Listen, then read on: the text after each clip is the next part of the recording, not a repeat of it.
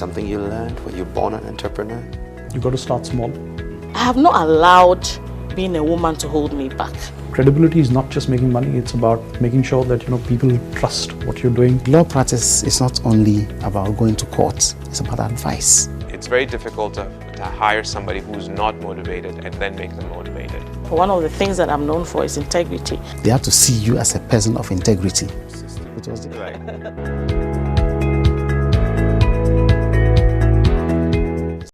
Hello and welcome to the Executive Lounge with me, Inshira Addo, your thought leadership show that brings you nuggets of insights from the lives and work of men and women who have scaled the daunting heights of starting their own businesses, managing businesses or institutions here at home and around the world.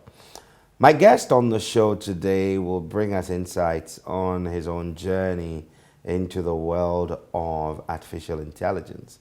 The fourth industrial revolution is set to change the way we do things forever. Some are afraid, concerned, but mostly there's a lot of talk about how it will make life even more fun to live. We'll learn more about that from my guest, Anirudh Shah, who is the CEO of Treelock, and they are in the AI space, and I hope we can learn some more from him.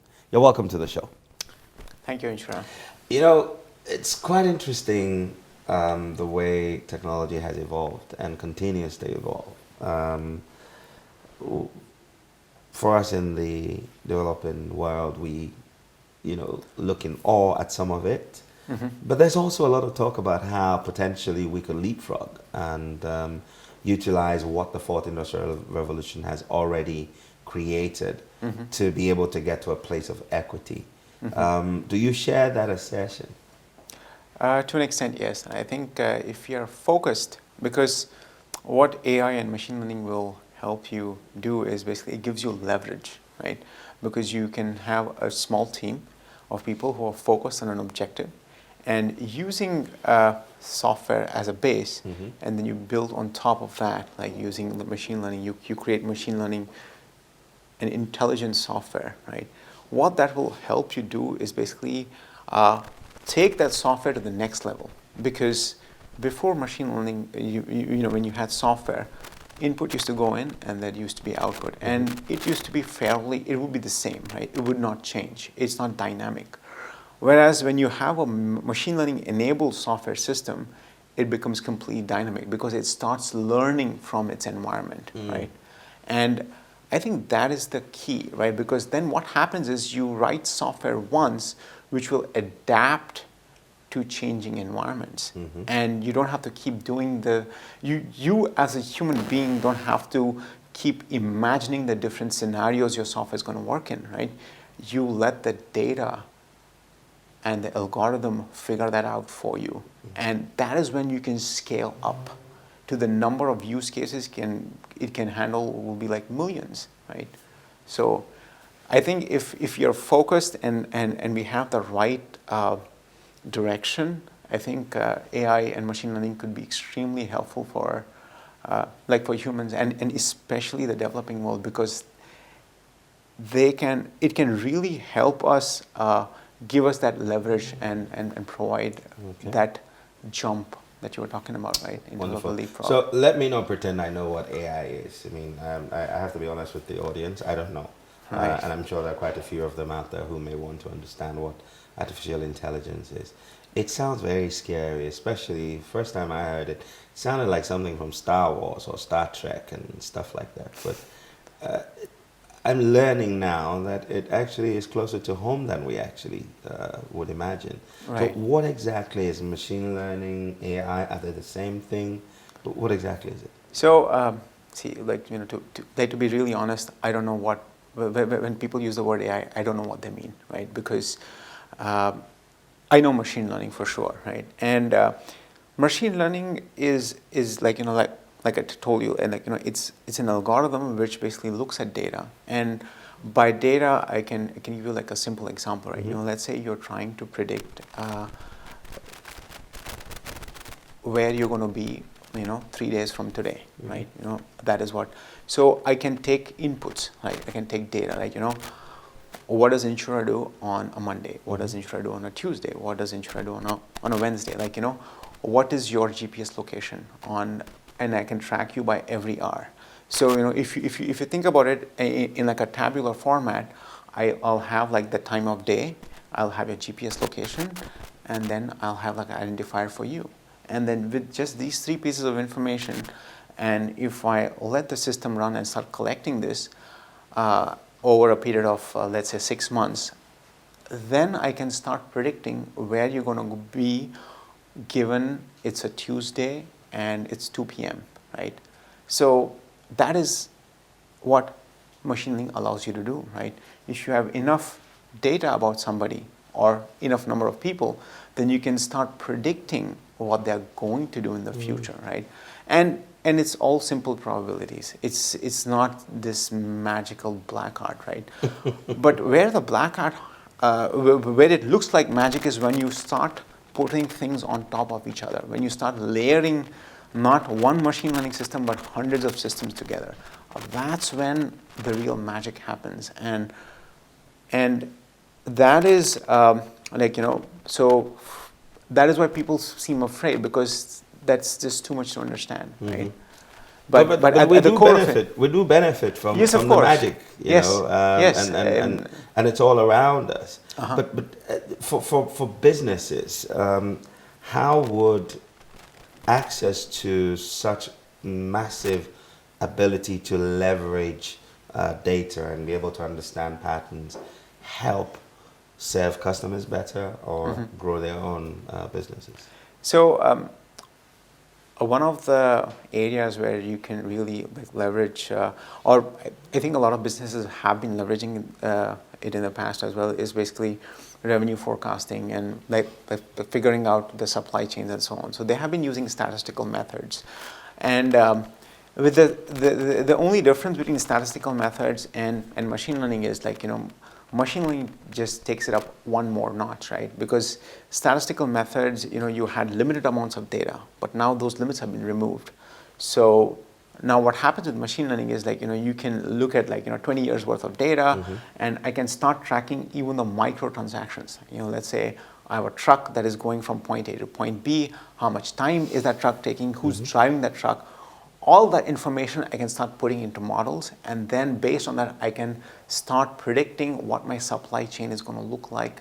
What's the state of my supply chain like a week from now or 2 months from now. So that would enable people to run more optimized businesses. So hence increasing margins and making more money. Right? Yeah, interesting stuff. Let's learn a little bit about Treelock. What inspired you to start Treelock? Right, that's a really good question. So my co-founder Sunil Motavarti and I, we've been working, and we actually studied together at CMU, and we've been working together. That's Carnegie Mellon, right? Carnegie Mellon, okay. right? And we've been so immediately after college, he went and he started another company called Keypoint Technologies, which makes predictive texting software. It's basically the AI keyboard, right? So we were doing AI keyboard back in 2006. Before it was a trending topic and people were talking about it, and so it was an interesting experience. And so that is where we started learning about AI and machine learning, because we had a course in college at CMU in AI, but we didn't think too much of it, so we didn't even take it. But then in 2006, when we started this company and we started learning about how software can become dynamic and it changes according to context, that really excited us, because now you write it once and you feed it new data and it changes completely. And that's when we basically made software for the Android platform and for the Symbian. I don't know if people remember the Symbian. Oh yeah, the Symbian. Yeah, Symbian platform, which Nokia used to make. That's right. And so we basically eventually handed that company over to a professional CEO, and then we came out and we said, okay, this machine learning stuff is great, and we want to really see where else we can use this, because with the keyboard it was quite limited. in terms of the use case, right? It was very, very focused. So we said, how can we leverage that expertise that we built over the 7-8 years and really take it to market? And one of the things that we were, because we had just moved back to Glasgow, moved back from Glasgow to Hyderabad and in India, and we were facing this large amounts of spam, right? People were calling us and constantly take a loan or take this or take this service, and we were getting SMS spam, and then we were like, this is 2011, 2012, and we should not be getting spam. If I get an offer, it should be actually useful to me because well, everybody likes to save money, right? So from that perspective, we said, okay, let's see how we can use machine learning to reduce spam, right? That was the sort of inception of Trilok, right? And then we started exploring different verticals. So we looked at telecom operators and trying to partner with telecom operators and other businesses to see this, how can you reduce spam? We'll send out targeted messages so that it's actually relevant to the customer. And then we explored content and did recommendation engines for Disney and all these other companies. And then around 2014 is when we started focusing on banking, because what we realized while working with banks is there is a humongous amount of potential, right? Because one, banking is there in everybody's life, right? And it's a critical portion of people's lives, right? And at the same time, there is a wide variety of use cases within banking. So it was broad enough, but actually and narrow enough at the same time, if you know what I mean. Yeah. That would give us, because we wanted to build a company for the long term, right? We are not here to flip a company and run away, right? We want to make a company that will have an impact, and at the same time, it will be long lasting. So that is why we picked banking, because we wanted to develop solutions within the banking space, right?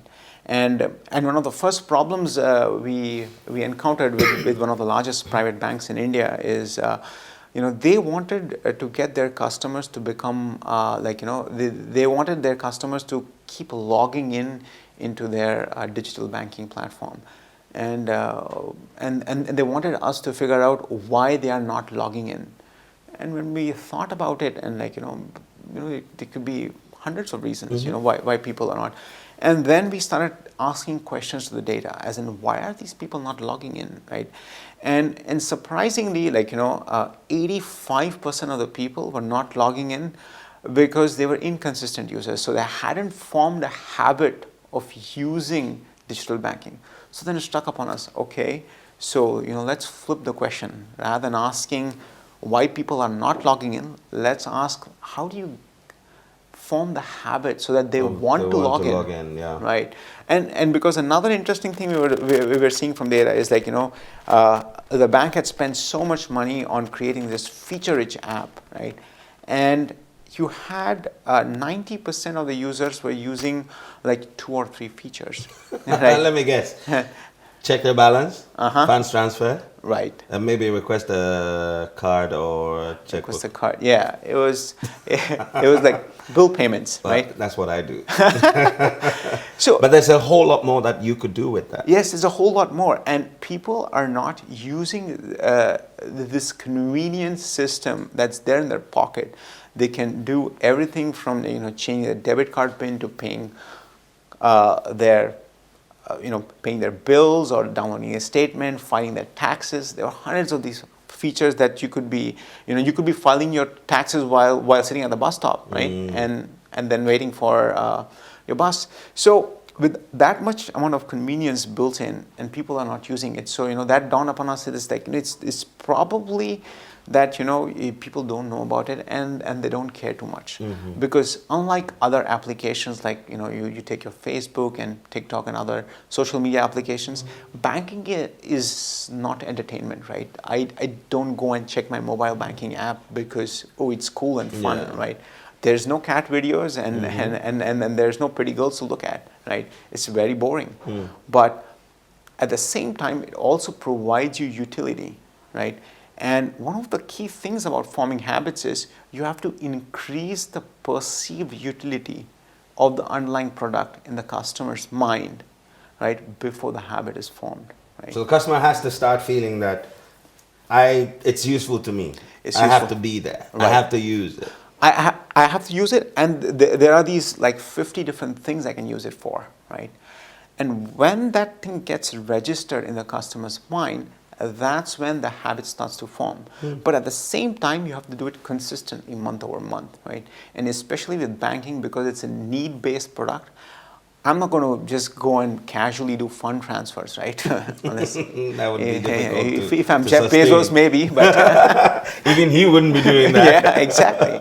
So if you have a need-based system, how do you form a habit, right? The only way is to be relevant to the customer, inform the customer about these new features, right, that are there, new to him, right? It might be not new to the world, but new to him, things that he has never used before. Get him educated about that on an individual basis. Usually the approach was like, as a bank, I'm coming up with this new set of features. I'm going to inform everybody about them. That's right. That's fine, right? But people are going to forget the next instant, right? But that feature might be useful to me not today, but in the right context. So that is what we focus all our time and effort on. How do you figure out for a given feature which is going to be relevant to the customer, it's going to be in the right context, and at the same time, it should nudge the customer towards forming a habit. Wow. Right? So you have a system that collects all the data and runs the analysis, and then you're able to see the patterns and know what to nudge, what trigger would nudge the habit to be formed eventually. Exactly. So actually, and you don't think this is scary? No, see, the thing is, there's always two sides to the coin, right? You can, because we believe that digital banking is the future, and we want the adoption of digital banking to take off like anything, right, across the world, especially in the developing world, where there is, if you look at India, the actual penetration, regardless what the government says, but the actual penetration rate is still quite low, right, in terms of banking and people using banking and digital banking. That's right. So from that perspective, I think it's important, and at the same time, we are going towards a positive goal, right? We want people to use banking to the fullest, right? And one interesting thing that we do is like we look at long periods of time, because what we realized is habits take a long time to build, especially in banking, right? So that that's why we look at 2 years of data. Okay. We don't want your data, but we'll work to make the system work for the customers without revealing anything about the customers, because we believe that privacy is important. That's pretty good to know. I mean, because one of the biggest challenges that people have had to get over is that in this era of big data, AI, and deep learning, everything is done based on data you and I generate. And so if that data is in the wrong hands, or it's not handled according to standards that are accepted, whether by the standards of GDPR or your own country's data protection laws, then it becomes a bit of a problem. Yeah, exactly. But it's a cool thing. So in choosing the name for the company, I mean, I'm still a little baffled. 3Lock, LOQ. What does that mean? So 3Lock actually means 3 worlds, right? So it's a Sanskrit term which says like heaven, earth, and hell. So but for us, the 3 worlds where you have enterprise, you have the consumer, and you have data. So those are the 3 worlds that we work with. Okay, 3 right? words. 3 words. Enterprise, data, and the consumer. Right. I like the sound of that. All right, we're going to take a short break, and when we come back, I'll be continuing the conversation with Anirudh Shah, who is the CEO of 3Lock. They're an AI startup, as he said. They were happily enjoying their lives, creating predictive text software, and they realized that actually there's a whole lot more they could do with machine learning and AI. We'll be learning more about the applications, what it means to your life, what it means to your business, what it means to this nation and the sub-region we live in. Stay tuned for more.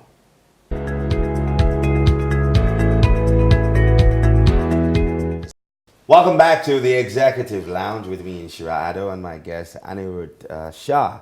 He is the CEO of AI startup that's making waves in the financial sector, at 3Lock. And for them, the enterprise, the consumer, and data, they find a way to converge these three and make life better for everyone, both the enterprise and the consumer, with the data that's available to you. And you talked about how in working with some of the banks, your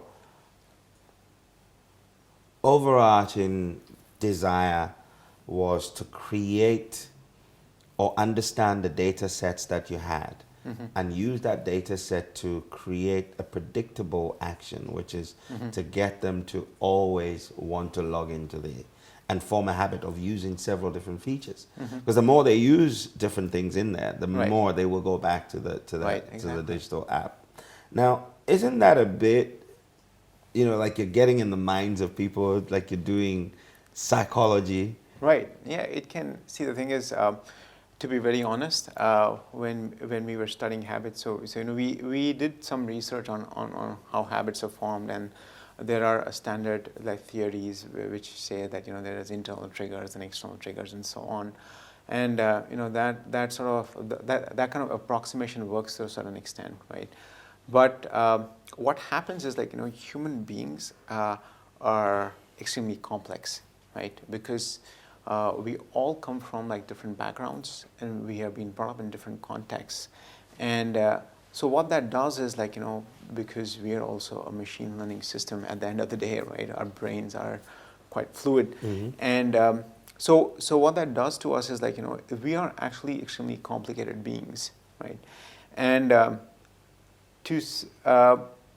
psychology traditionally, because it's really hard to make sense of this complexity, what it did is create approximate models, right? It created these approximations which were traditionally based on these small sample sets which were biased sampled, right? And when you bias a sample, what happens is that the prediction works only on a sample which is similar to that, but it will not generalize to the overall population. But some of them have been generalizing and saying that it works for everyone. So from that perspective, I think psychology, I think will sort of see a new wave, right, where you have a merging of the traditional psychologists and you have data science and AI researchers coming together and saying that what's next, right? How do we really make sense of human beings, right? And with companies like Facebook, who are capturing data at massive scales, you have 2 billion people on Facebook who are recording every single conversation, who are posting every picture, and at the same time, they are also telling Facebook what they are consuming. So there is an entire feedback loop then with which you can sort of start creating a model of how human beings work at scale. And I think one of the successes of Facebook is exactly that, because at least from what I've read, Mark Zuckerberg is a huge psychology fanatic, right? He loves psychology. That is what got him started with Facebook in the first place. That's interesting stuff. Yeah. The when you talk about the fact that there's so much data and its analysis and learning has created the AI that allows certain things. For example, like Amazon. They've been able to almost predict and create recommendations that 8 out of 10 times, are converted into actual sale. And this is all by just collecting data, analyzing the data, looking for patterns, and then using that. Now, one can see how that would benefit a business.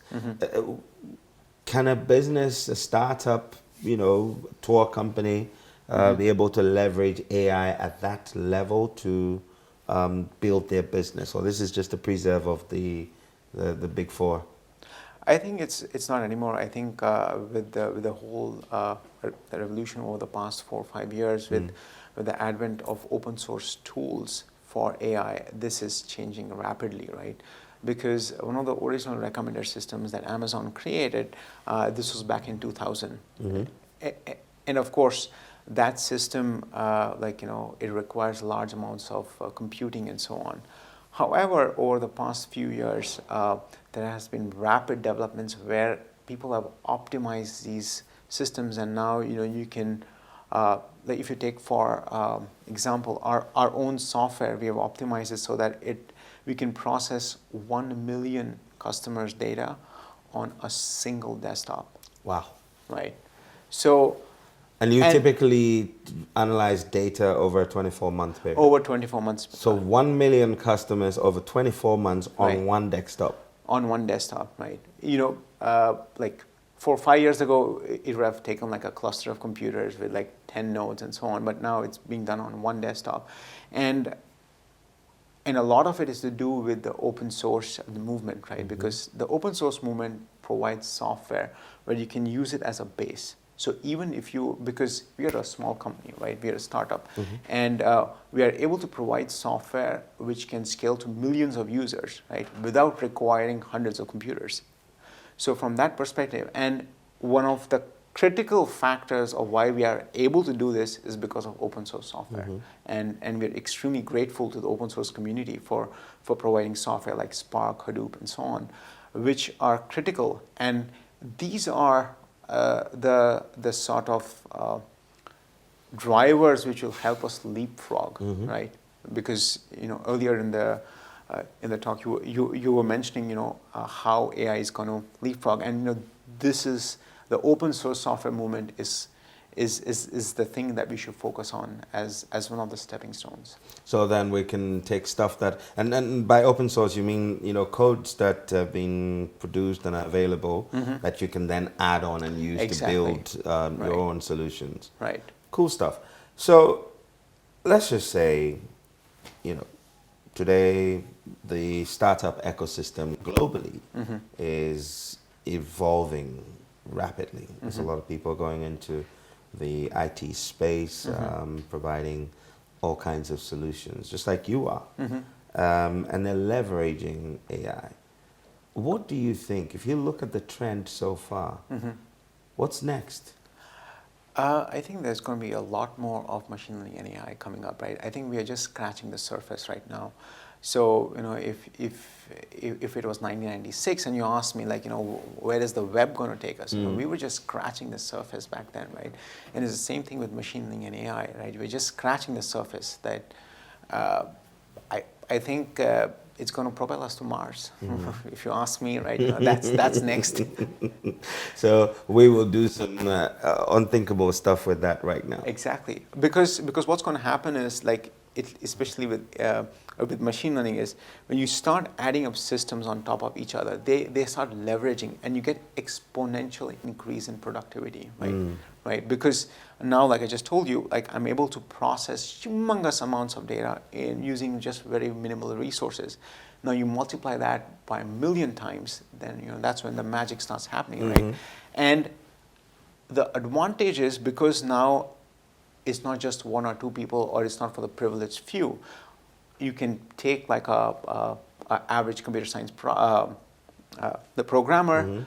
He starts learning open source, the software like Python and Spark and Scala and so on, and then he can start solving problems that are relevant to him, right? So you can take like an average Ghana, the computer science graduate, and he has access to everything, right?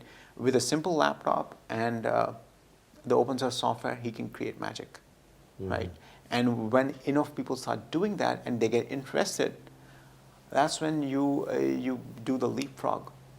Tell me what you've observed, either as opportunities or things that we ought to keep our eyes on if we're to benefit. And I'm talking about the ecosystem you've observed here in Ghana. What are the upsides for us? I think the upsides, because I think the optimism and the enthusiasm of the people is amazing, right? So when I went and met all the banks in Ghana, and I started meeting the data science teams, the enthusiasm is just mind-boggling, right? And because unlike what the buzz tells you, like machine learning and AI is like a difficult topic. You really have to become interested in it because it needs to consume your life, right? And that's when you can really build the life-changing solutions. And the people that I spoke with, especially from the data science teams, they had this unbounded enthusiasm. So I think the outlook is extremely positive, right? And we hope to leverage that enthusiasm when we open our center here. Beyond financial sector and banking, where do you see some potential low-hanging fruits as far as AI is concerned? Personally, I don't think there are any there are any low-hanging fruits as such, right? Because AI is hard, right? You have to put in the work, you have to make sure that the data is correct and so on, and you really need to become a domain expert before you start delivering AI solutions, right? So from that perspective, I think, but the real game changers are going to happen in things like healthcare, because I think especially when I see in my circle, there is a lot of new ideas where humans and machines are going to work together very closely, right? Before, the machine used to do X and then it used to stop, but now the machine is going to guide the human as well. So I think healthcare is one sector where especially the diagnostics, that's going to improve, right? And that will also help and have a very large impact, because then you can start reaching the rural areas, right? And I think that's going to be quite an exciting future. I can see that. I mean, if this already is exciting, because the thing about AI is it's already there. We're already using it. You know, you go online, you take a trip, you come back home, you're getting advertising that's pinpointing, you know, you and targeting you because you've been to specific locations, or you bought certain things, or you looked at certain things, and you kind of get suggestions and recommendations and things to look at. So there is a system that already is looking at the data and figuring out the patterns and deals with me differently, deals with you differently. Right. That kind of computing power, I mean, how was that possible? And as data just keeps growing, what's it going to take to actually analyze even more the data that I mean, I think we're going beyond. We're now, can I say mega data?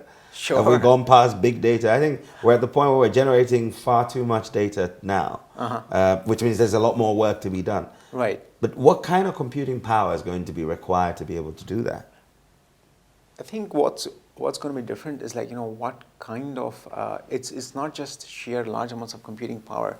I think as more and more people get into this field, it's going to get more and more optimized, right? Because throwing more hardware is always not sustainable, because you're going to burn a lot of energy, and from a global warming and all that perspective, it's not such a good thing to do, right? So I think, like, you know, that going forward, how we're going to solve this is we're going to write algorithms that's going to go and analyze the data, right, at scale. And it's going to be sort of like layers, where the humans are going to figure out, how do I layer this, and write the little layers. And then those layers are going to then write more software. So, you know, that's, Google has already started experimenting with this, where they write software which writes software. So it's like, you know, you're here, and then on top of that, you basically create another layer, and that layer then writes the software which analyzes the data. So, you know, it's sort of like meta programming. Yeah, I mean, it's quite interesting. I happen to have been in at Open World, Oracle's Open World earlier this year, and we're talking about autonomous databases, you know, that would be able to analyze traffic and know when there's a breach, and be able to shut down, fix itself, create its own patches. So this is something that already is here with us. Right, exactly. And the benefits are immense. So businesses can focus on doing their core work Right. and allow technology to play its own role, and the two come together to create value for everyone. Exactly. Right. But let's step away from that. And I know I'm going back to the fears that people have. We are the data. We collectively have become mega data. Right. The algorithms to analyze this data exist. How do we, beyond hope that there's some legislation and some ethical behavior on the part of the companies in the space, that we feel assured that we're safe? What must we end users think about doing? I think it needs to be a shift in the mindset, right? Because I don't think you can solve this using legislation, right? It's just like, we had the abolition, the alcohol abolition laws. It's, if people want to drink, they're going to drink either way, right? And so it's hard to contain any of this using legislation. That's what I believe in. That's it. It could be, but I think that the awareness needs to be there, so that when the average programmer is doing this, he says, boss, I'm not going to do this. This is against my conscience. And we have started seeing inklings of this happen in Google and Facebook and all these places, where people have started walking out of their jobs saying that, boss, what you're doing is wrong, right? That kind of change in mindset, it's going to start, but once it takes hold, that's where the sort of legislation, then legislations can sort of come in and sort of strengthen that base, right? But I think it's the change in mindset needs to come. Okay. Now, let me focus a little on you now. Right. What about your upbringing, environment, your childhood? What do you have innately that has driven you towards selecting the career path that you have? Right. I think, so I think I would say that my traditional schooling system, it's sort of, I don't know what the impact has been, but more importantly, playing more, I think that has helped, right? Playing with Legos and, having a close-knit group of friends, right? And playing with them, I think that has taught me a lot more, especially in college, where 80% of our learning was through peer learning, right? And I think in the kind of mindset that I saw in the U.S., studying at Carnegie Mellon, one of the things that they encouraged the most was this curiosity, right? They were always forcing you to think outside the box and be curious and say, go and experiment, try it out. If it fails, no problem. You know how it doesn't work. One way it doesn't work. So that kind of constant experimentation, that's the approach I think we should take. And one of the things that ML is allowing you to do is this whole video lectures culture and so on, right? That is I wish I had it back then, because then I could explore these different topics, right? And I could just sit and learn and maybe teach it to my friends as well. So I think from that perspective, I think ML can also have an impact in education. In education. Fantastic stuff. Yeah. We're going to take a short break, and when we come back, we'll be hitting our final 10 minutes. I don't know where the time goes when we're having so much great fun learning. But stay tuned, and there's more on the way.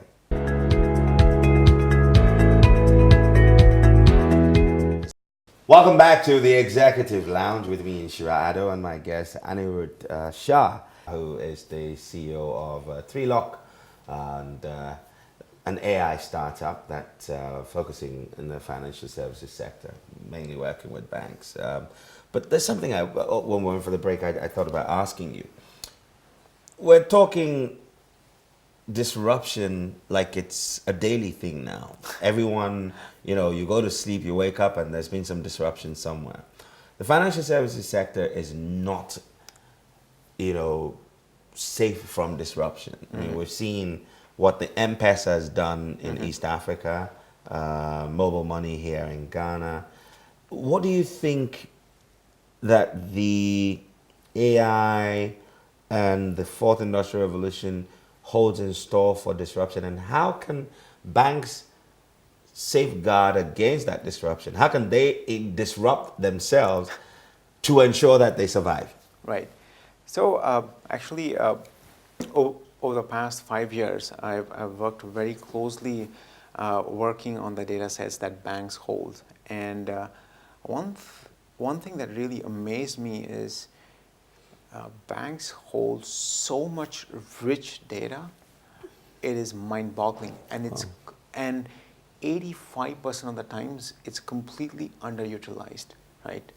Because what it requires is it's not just about trying to figure out what the average monthly spend is or average monthly balance is. It's really digging down into the different layers, right? So for example, if you take just ATM cash withdrawals, right? If I take your ATM cash withdrawals over a period of 24 months and I sort of create a profile based on that, I can isolate you as a person, right? Because that signature is so unique to you, I will not be able to find any other person who has that exact same signature. And that figuring out that profile it requires a lot of hard work, right? In terms of basically encoding this information and giving the right amount of data to the underlying ML systems. So I think where banks should really disrupt, where they can really disrupt themselves, and then the big opportunity for them is that they are sitting on not 1 year, 2 year, but they're sitting on like 10 and 20 years worth of data, right? That's an unimaginable amount of gold mine, right? Which is completely is just dirt right now, right? Because it's just sitting in a silo and it's not being leveraged. Because that data is the key to the future for the banks, right? If they want to survive in this market, that is the key. It's quite interesting you say that, because when you talked about ATM withdrawals, I mean, my mind went straight back to when I first started working, and I was in my late teens. And so you make money, payday. I mean, I used to make ATM withdrawals every weekend, like evenings, late at night, because you're going out and you're spending. I mean, so that's something that you could use to be able to tell how a person spends money, whether you need to sell them an investment package. I mean, there's so much that can be done with the insights from data like that. Right, and it's not like, how can I sell him a loan? It's really trying to help the customer figure out how can I help the customer make him into, give him a more secure financial future, right? Or what kind of investments can he make? What kind of savings should he be doing, right? Let's say if a customer is, let's say he earns $100 a day. Out of that $100, if he's spending $80 on going out, it's probably not such a good habit, right? That's right. How can I get the customer to invest, block out some of his money in like a savings account or in a fixed deposit, so that he doesn't spend that money? In turn, I'm not selling him a fixed deposit, but I'm actually helping him save money, right? Because I'm helping him secure his future, right? Because if he has a secure future, then he'll probably want to upgrade his lifestyle in the future. Then I can maybe help him out with a loan and things like that. But so the perspective needs to change from trying to sell stuff to the customer to basically trying to figure out what his needs are, right? And the banks have the data that can help them figure out what the needs exactly, right? Well, you heard it. You can't, get out, you can't not participate in this. Exactly. Because you either disrupt yourself or you'll be disrupted out of business. And the thing about this data is nobody can get this data, right? The banks, especially the incumbent banks, they have data over large decades, using which they can figure out what the real sort of goal is in that, right? And that just requires you to have that persistence and that focus to drill down and invest in it. That is the key. You have to realize that you have to invest in this. It's important enough that it's going to change banking. Yeah. So let me ask you a couple of personal questions. What do you do to relax? Uh, for me, I think it's playing with my kids Okay. and meditation. I think that has been an interesting change over the last 4 or 5 years, wherein it has really helped me calm down and sort of manage all the stress that goes about daily life. Wonderful. And especially I would suggest, I would recommend students to pick it up, right? And now again, there are apps and AI AI that you can use to to basically teach you to meditate, Yeah. right? And I did learn to meditate, ironically, using an app. Being an Indian, yeah, and so that's actually helped. it has definitely helped. Right? Wonderful stuff. Well, Anirudh, it's wonderful talking to you, and I'm going to share my 5 takeouts from this conversation. Number 1 is that play is good.